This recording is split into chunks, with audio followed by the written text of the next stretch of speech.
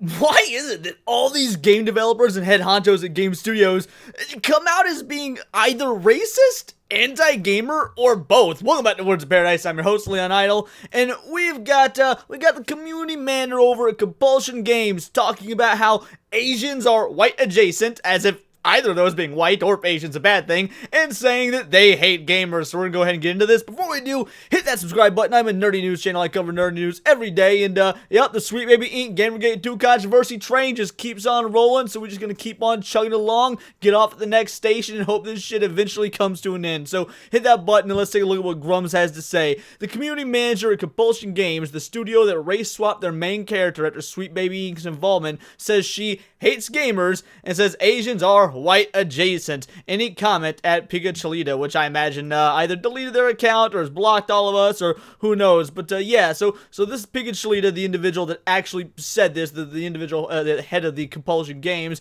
Asian and white, aka white adjacent. I'm happy and proud to announce that I've joined the amazing team at Compulsion Games as their new community manager. After spending 9+ years in the gaming space as a content creator, I'm excited to begin my journey and make an impact on the other side of the industry.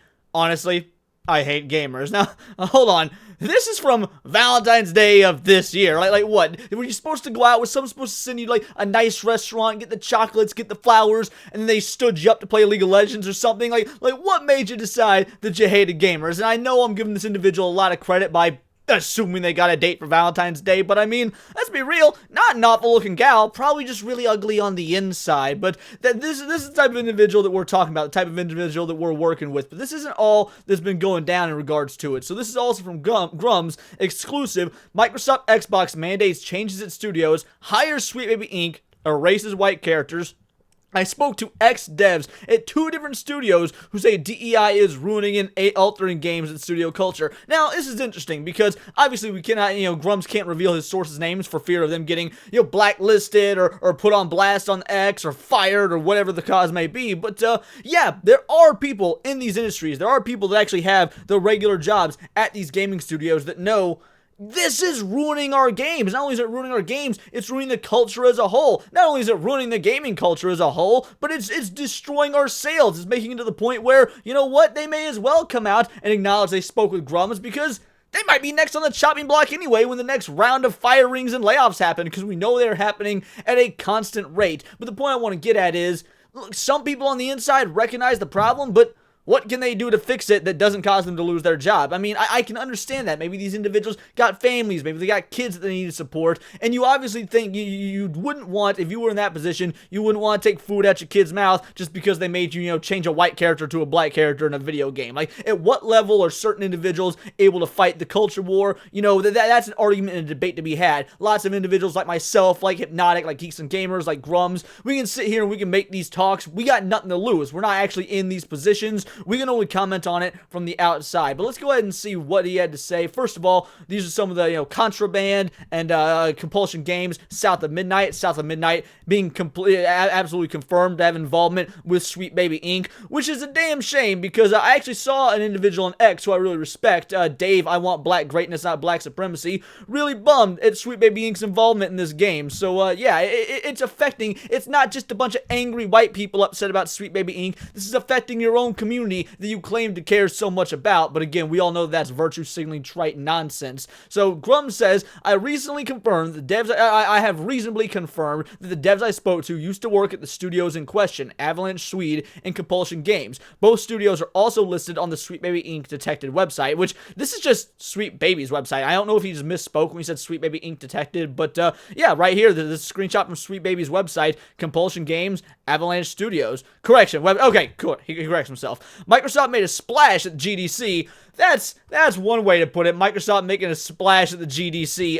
15% of all the panels at the entire GDC were about all these DEI woke race, sort of baiting panels. You guys know because I did consistent coverage of the GDC. So I don't know if making a splash would be the right terminology that I would use, but fair enough. Announcing their product inclusion guidelines for all their studios. Such changes have been reported elsewhere as woke, including defeminization of female characters and site-widely discredited studies as their basis. Microsoft claims they do not mandate these guidelines, but in fact, they make sweeping changes at the studios that publish and partner with. So here's the interesting thing. Microsoft made claim that they don't mandate these guidelines, which I mean, they do. It's right there on Microsoft's website. We went over it in a different video, so I don't know how they can claim to not be demanding this when it's openly on their website and it's something they use as a selling point. But also, let's say they make these things, well, hey, we don't mandate it. We just hire these third-party consultation companies and we let them take the heat from it because, hey, if they want to change these characters, if they want to take a white main character, change them into a black woman of color, and, probably some sort of LGBT as well,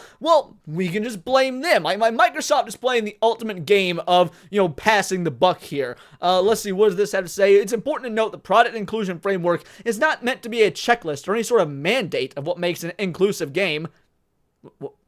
What else would it be then? Like, what would you call it then? If not it is a literal checklist. Like, by definition of what a checklist is.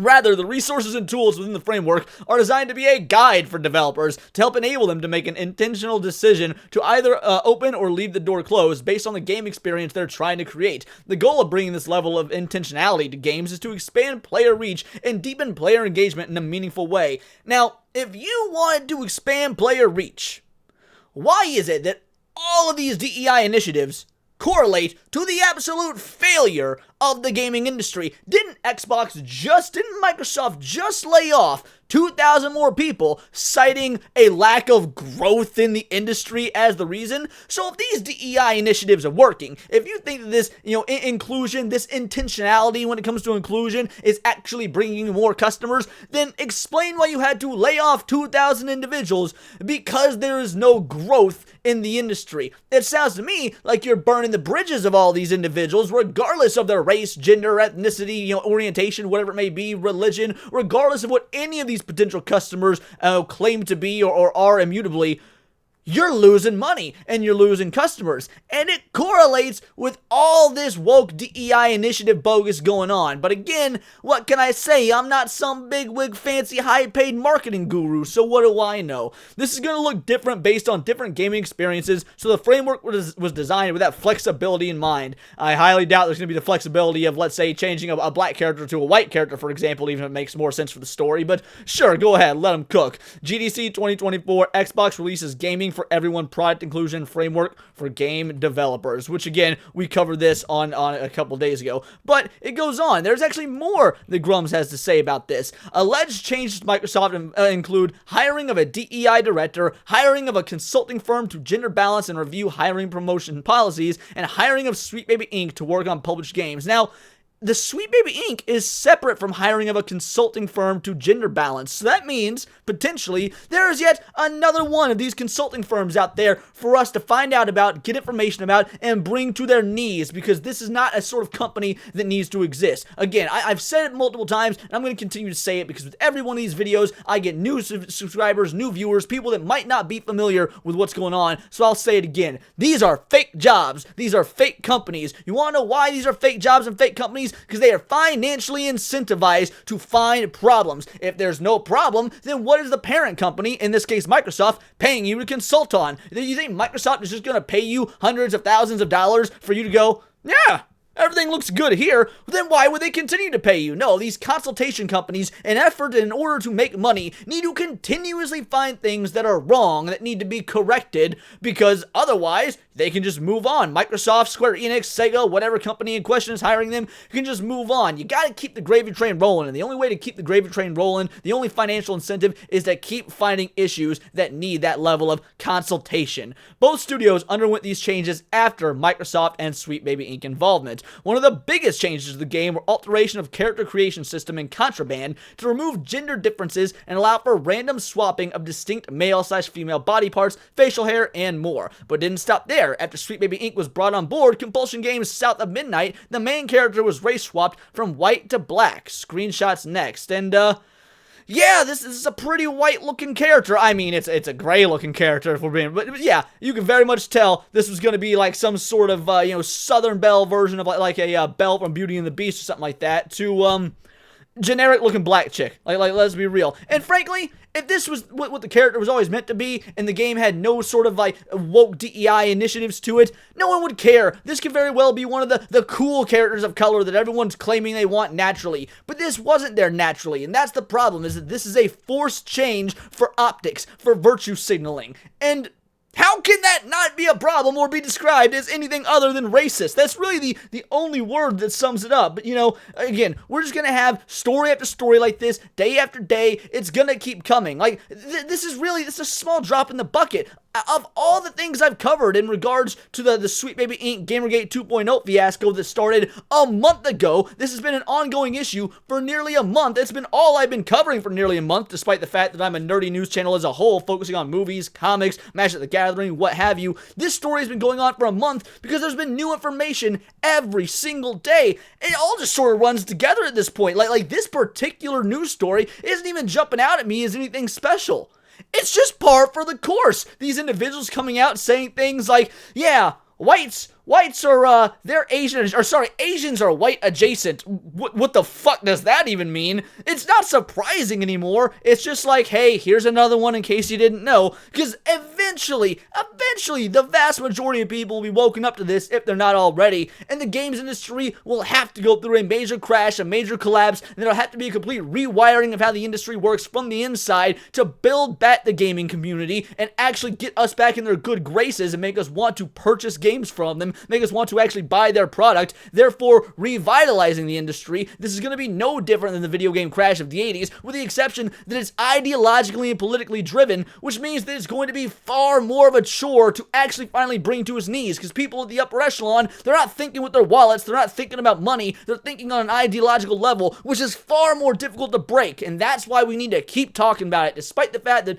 this is technically old news in terms of this story's been going on. Because new information keeps developing, we gotta keep reporting on it, because how else are we gonna get the message out there that these sorts of companies and these sorts of consultation industries need to die? They are of no benefit to either us, the consumer slash the gamer slash paying customer. They're also of no benefit to the big corporations that are actually making the game. But how do you get that message across without voting with your wallet and causing every single one of these projects to fail? But that's just my opinion. I want to know yours in the comments down below, or let me know on X, where you can find me at Bolt the Word. And please do subscribe. I am a nerdy news channel. I cover nerdy news every day. And by all means, when you're talking about individuals like this and issues like this, yeah, you're not supposed to do any sort of harassing, but let's be real, they made their information public, so if you want to drop them a follow, maybe they haven't blocked you want to do some reporting on yourself, I would highly recommend that everybody else do it. Don't just worry about me or Grums or Hypnotic or Geeks and Gamers. Everyone else, get in there, make your voices heard. It's going to be massively important going forward. It doesn't matter what your race, your skin color, your creed, none of that. We're all on the same page here in that we hate this shit. So if you hate this shit,